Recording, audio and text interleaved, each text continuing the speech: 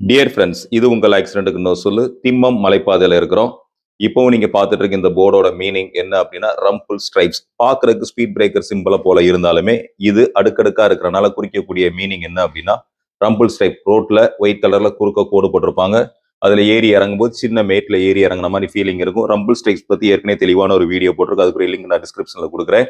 நீங்க பார்த்து பயனடைங்க. அடுத்து வரக்கூடிய சிம்பல் பாருங்க. இது ஸ்பீட் பிரேக்கர்.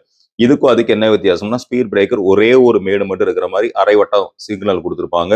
இதே ரம்பிள் ஸ்ட்ரைப்ஸ்க்கு வந்துட்டு 3 அரை வட்டங்கள் சேர்ந்த மாதிரி ஒரே இமேஜா இருக்கும்.